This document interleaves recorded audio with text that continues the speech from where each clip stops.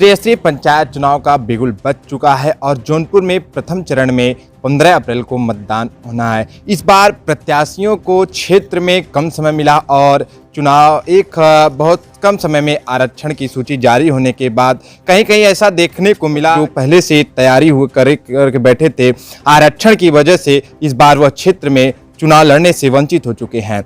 और हम जिला पंचायत का सर्वे कर रहे हैं। इस बार वार्ड नंबर 68 से दिनेश कुमार यादव से आज खास बातचीत करेंगे कि वह किन किन मुद्दों को लेकर जनता के बीच आ रहे हैं और उनका कौन सा मुद्दा रहेगा क्षेत्र में चुनाव जीतने के बाद। तो मैं वार्ड संख्या 68 में उपस्थित है, हमारे साथ दिनेश कुमार यादव जी हैं। वार्ड संख्या 68 से जिला पंचायत सदस्य पद के प्रत्याशी हैं और इनसे दैनिक कर्मभूमि टीम खास बातचीत करेगी कि वह जनता में किस तरह के मुद्दे लेकर आ रहे हैं। स्वागत है आपका हमारे चैनल में। आप जनता के बीच जा रहे हैं तो कौन सी समस्या देखने को मिल रही है? सबसे बड़ी समस्या जनता के बीच नाली, पुल, रास्ते की है, जिसके विकास के लिए मैं सदैव अग्रसर रहूँगा और प्रयासरत रहूँगा। किन मुद्दों पे आप चुनाव लड़ रहे हैं? मुद्दा विकास का है।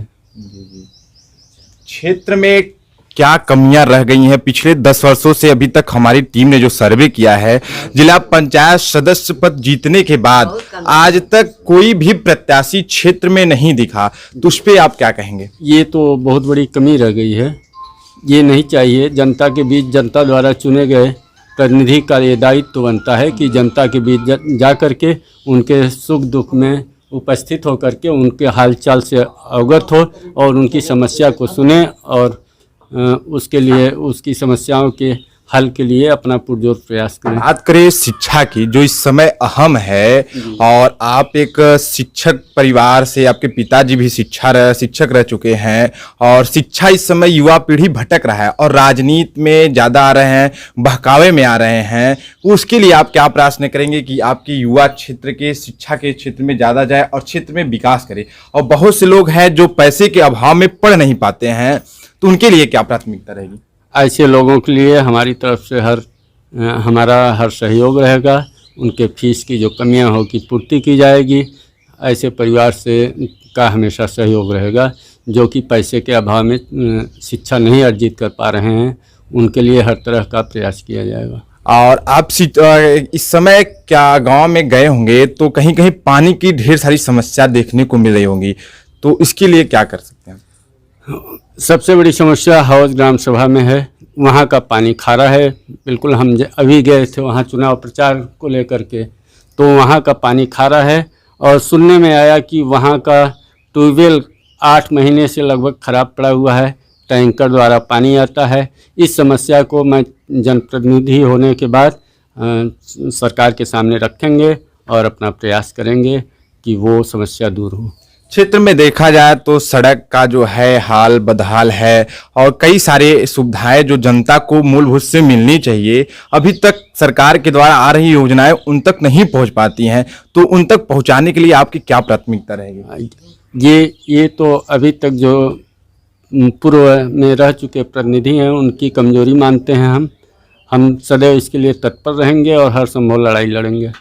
जी, इस समय आपके वार्ड संख्या में कितने प्रत्याशी लड़ रहे हैं? आप अपना निकटतम प्रतिद्वंदी किसे मानते हैं? वैसे तो मेरा निकटतम प्रतिद्वंदी कोई नहीं है।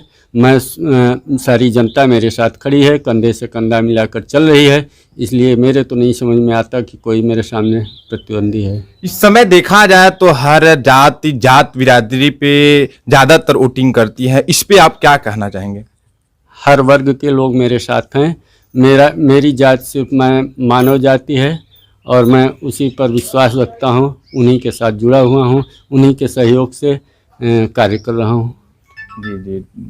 और देखा जाए तो बहुत सारी समस्याएं क्षेत्र में हैं, लेकिन विकास नहीं हो रहा है और ये भी देखा जाता है कि लगातार जनप्रतिनिधि चुने के बाद वो क्षेत्र में कभी दिखते भी नहीं हैं। और रही बात तो विकास, सरकार के दावे तो बहुत है विकास के, लेकिन पब्लिक में जो कहा जाए विकास वो अभी तक नहीं देखा जा रहा है, उस पर क्या कहेंगे?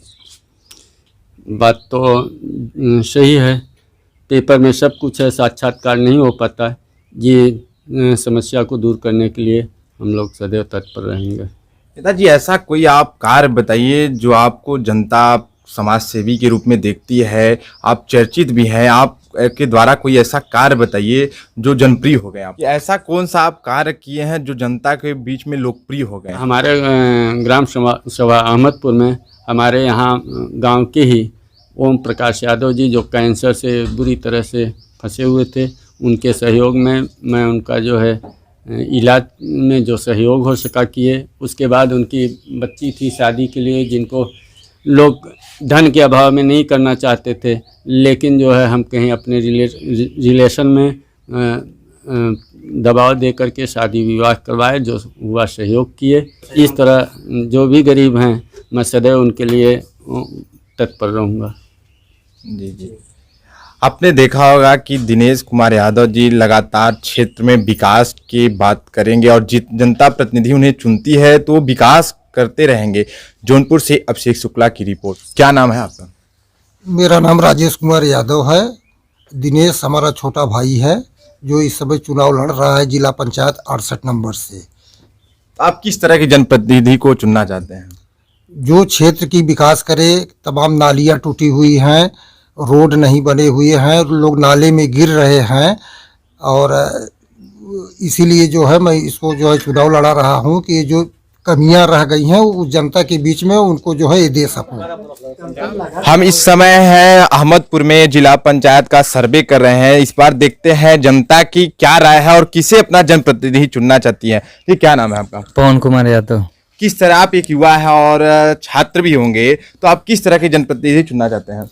हम ये सुनना चाहते हैं जो हमारे क्षेत्र का विकास कर सके। ज़्यादातर बच्चों की समस्या, बच्चे कोचिंग वगैरह नहीं कर पाते हैं, उनको पैसे की प्रॉब्लम रहते हैं, गार्जियन कुछ काम वगैरह नहीं कर पाते हैं, तो ऐसे लोग को चुना चाहते हैं जो बच्चों को पढ़ा सके, उनका भविष्य विकास जी, क्या नाम है आपका? जी, आदेश यादव मेरा नाम है। पिछले 5 साल में आपके गांव में कुछ विकास देखने को मिला?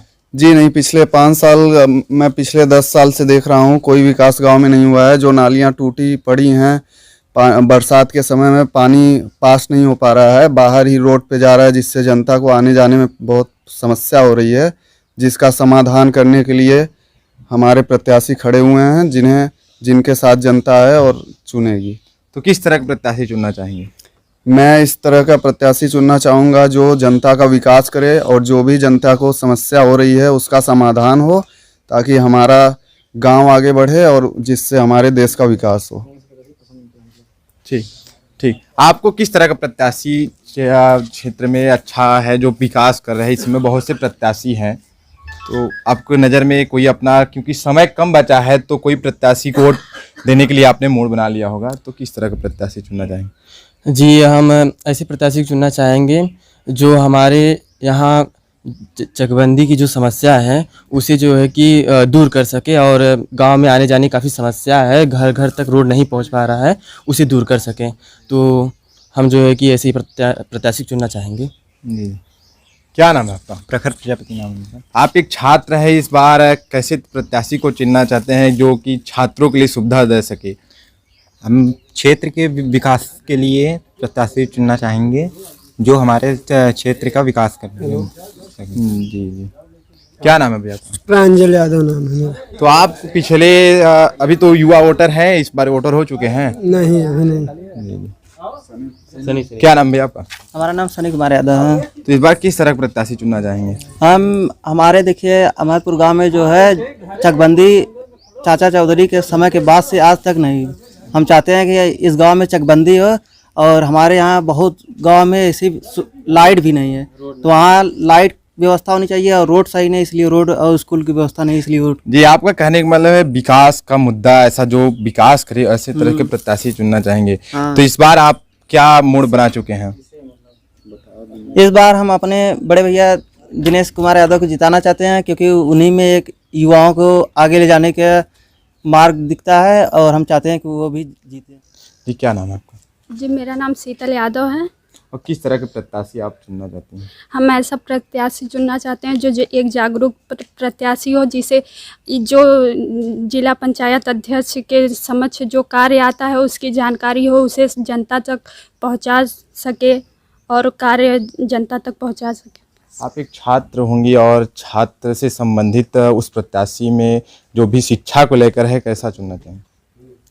जो भी उसके अंतर्गत जो भी शिक्षा के अंतर्गत जो भी कार्य आता हो उसे पूरी निष्ठा से, पूरी ईमानदारी से जनता के पास पहुंचा सके, ऐसा प्रत्याशी। देखा होगा कि दिनेश कुमार यादव जो जिला पंचायत के प्रत्याशी हैं, उनसे हमारी बातचीत हुई। उनका मुद्दा है कि वो जीतने के बाद क्षेत्र में विकास की गंगा बहाने की तैयारी कर रहे हैं और वो शिक्षार्थी जो भी पैसे के अभाव में नहीं पढ़ पा रहे हैं, उनके लिए भी वह व्यवस्था करने के लिए प्रयासरत है। और जहां पर सड़क, नाली, खड़ंजा आदि जो भी सरकारी सुविधा नहीं मिल पा रही है, उन सबको दिलवाने का उनकी पहली प्राथमिकता रहेगी। जौनपुर से अभिषेक शुक्ला की रिपोर्ट।